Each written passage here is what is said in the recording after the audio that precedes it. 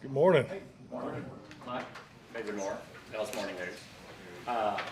You've certainly seen and been around a lot of good receivers in this league. What A.J. Brown is doing for them, and why are they able to have that level of success with him? Well, I think when you look at him, just the contested catches jump off the chart. I mean, he has, such an excellent catching radius. Obviously has a great understanding and connection with the quarterback. But like if I was going to highlight, one thing about him, I would say his ability to make the contested catch. Aaron Till, 4-Star Telegram. Any update on Tyron Smith and Chuma today in practice? Yes, Tyron will be in the rehab group today. Chuma's going to do some. He's in limited, so they both participated in the walkthrough. Mike Todd Archer with ESPN. How last week Duran Land had to deal with Nakula and Cup. This week different receivers. How was he built to handle different kind of guys? Well, I mean, I think that's all part of the growth that any corner goes through, and but yeah, I think he's definitely built for this because he can anchor at the breaking point. Obviously his you see his toughness as far as just crack replace and things like that. Obviously, we talk all the time about his ball skills and ability to make plays on the ball. So yeah, I think he's definitely built for this contest. Son. Hey Mike, Saad Yusuf, The Athletic. After the day after the 49ers game, you said the defense was the identity of this team. In the game since, how have you kind of seen that materialize, and how does that need to manifest on Sunday? Yeah, I don't really remember the quote or the conversation, but we need to grow as a football team. I think it's important when you're going through the off season, how you want your team to look, how you want your team to play. And I think clearly, as we stated from training camp, into the preseason, the defense was a little further ahead than the offense. So, but the goal is always to be about balance. Everything I talk about is about balance. It's a key component to be a complementary football team, and I think we've done that for the most part of our games. When you look at the time of possession, you look at turnover ratio, and everybody wants to do it, but at the end of the day, it's about point production. So because you have to have more points than the other team to win. But I think it's really the three phases working together. So and that's our identity is our complementary football formula. As an offensive coach, when the defense is as good as it has been, how much does that help you running your side of things as well? Well, I mean, it's all part of it. I mean, that's part of being a head coach, regardless of what your other responsibilities are. I mean, there's a vision of the football team. I've said it, I can't say this enough. I just want to make it. It's a big point from day one I arrived here. I had one top 5 defense in 13 years in Green Bay. We won the Super Bowl. So everybody talks about the injuries we had that year, but that defense, it had us in every game. So that's always been my vision. And I think this team, now it's just a whole different team, whole different circumstances. But you have to have a defense to get to the championship, and that's just my belief. Cal.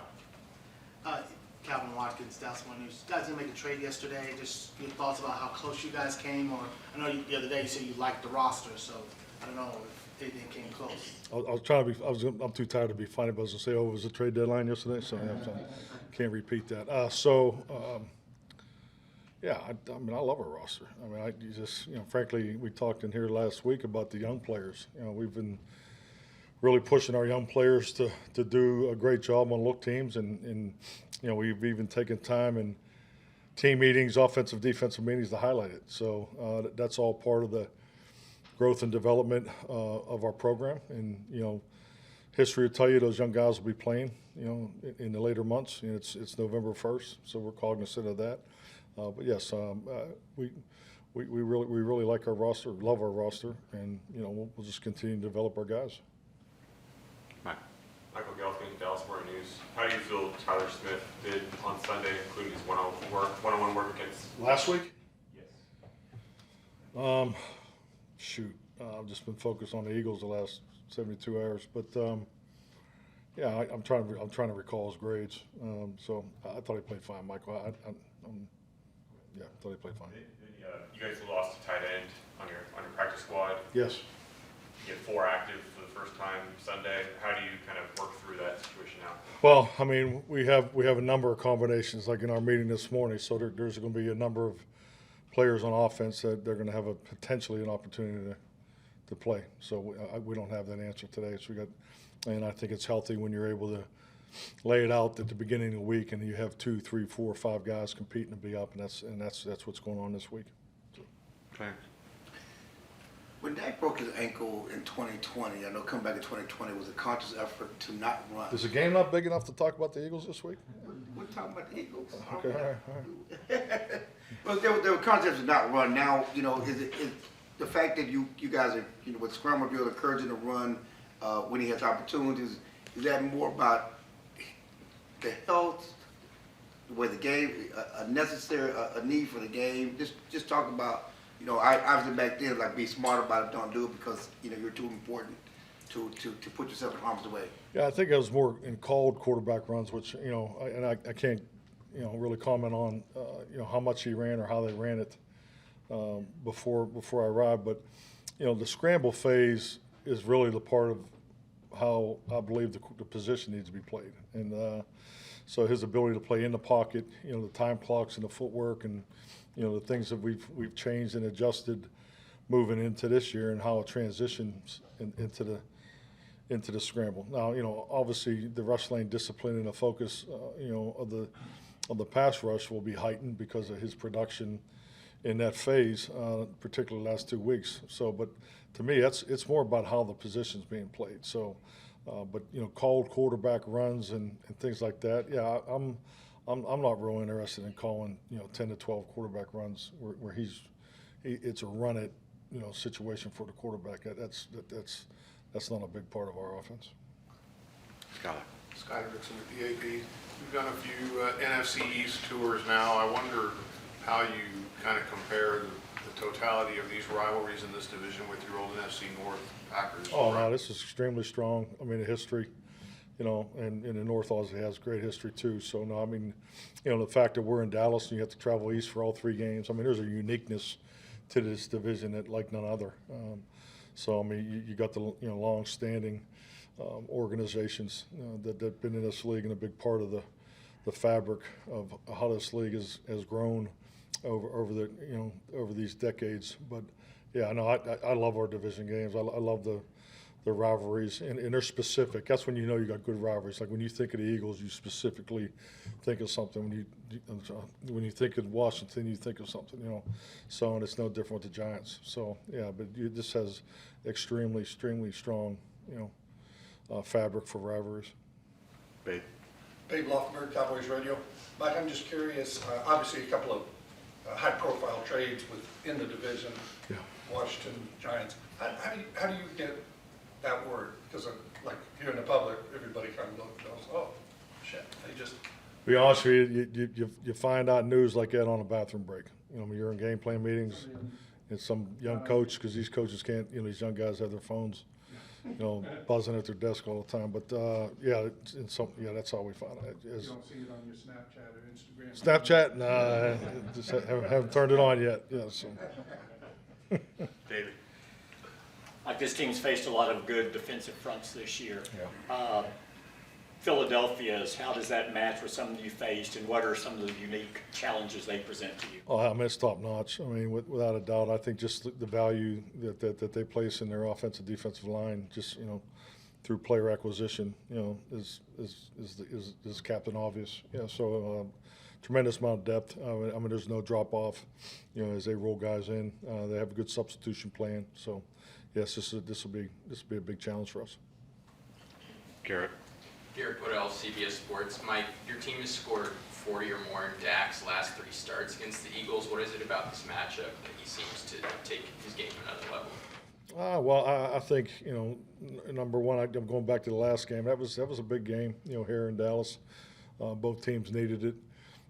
So I mean, yeah, I just think like everything, you know, there's different parts of the season, so there's just nothing that particularly, I mean, it's rivalry football, so I know he enjoys that, and as we know, the importance of winning division games, quarterback differential is a big statistic. The obviously turnover ratio, time of possession, those are all key statistics when you look at the anatomy of a division game. And we've talked about the last four because that's probably the most common that our team can relate to. We throw up the stats of the last 10. It doesn't really mean anything, but because we're really just focused on, the number of players they had last year, a number of our players, more about matchups. I think you definitely, there's I don't want to say an education, but there's definitely an awareness for the first-time players in the room, what kind of game this is. So that's normal, protocol for us on Wednesdays of division games. Pat. Mike, Patrick Walker, DallasCowboys.com. Your cornerbacks did a wonderful job in bottling up Nakua and Cup, that combo, but it was more with a stationary quarterback in Stafford. Looking at Jalen Hurts and what he can do with weapons like A.J. Brown, Devontae Smith, how much more imperative is it to keep him playing in the pocket? Well, I mean, it is, but I mean, we're talking about different offense too. I mean, his threat to the edge is constant. So, and when you have a quarterback that's involved in production, in movement from the pocket, obviously it stresses you more in the back end and in your contained responsibilities. So, yes, this is a different game obviously than we played last week. Todd. With their success there on 3rd and 1, 3rd and short, however you want to term it, is it almost 1st and 9 when you face them? I don't think so. I mean, that's good.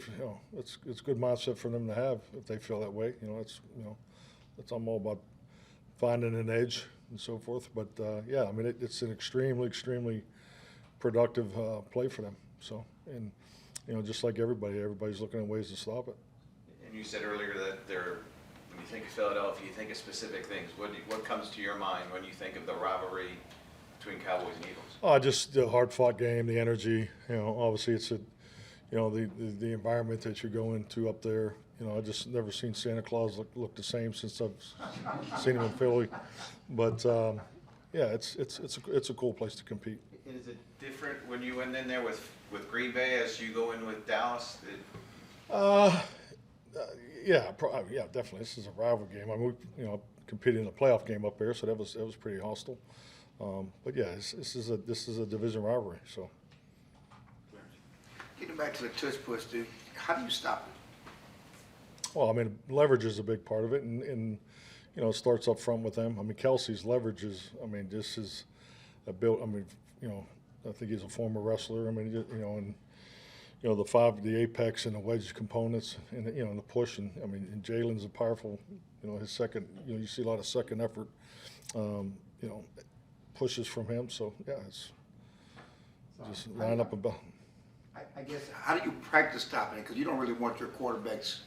Yeah, doing I mean, that kind of yeah, stuff. definitely. Yeah, probably get fined if we practice that way. So, It's like it's conceptually, but you can't really practice yeah, doing all of that.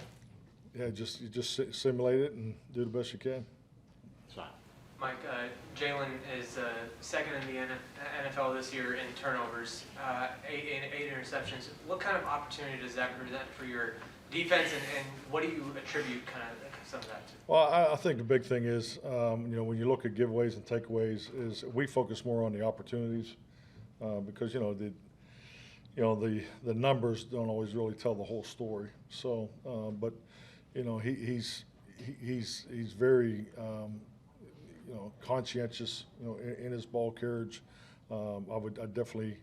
I would say he's a good decision maker. So it's more about focus on the opportunities because just like anything, when you're on the other side of it, when you're evaluating the giveaways, there's usually a reason why, and it's not always just the quarterback.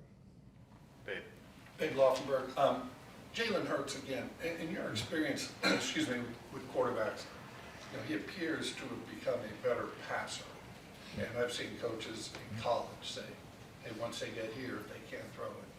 So in your experience, have you seen quarterbacks become better passers?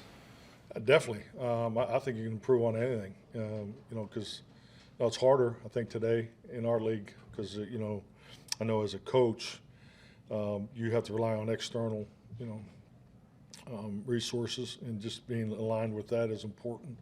But when I look back at Jalen, you know, he had a very unique, you know, opportunity in college. You know, you look at the offense he played in Alabama and the offense he played in Oklahoma. So my point I'm making is he was very well rehearsed. I mean, he showed flexibility in scheme, you know, and to be as productive as he was in both schemes, you know, to me, as we looked at him, and he had very, very favorable grades in our room.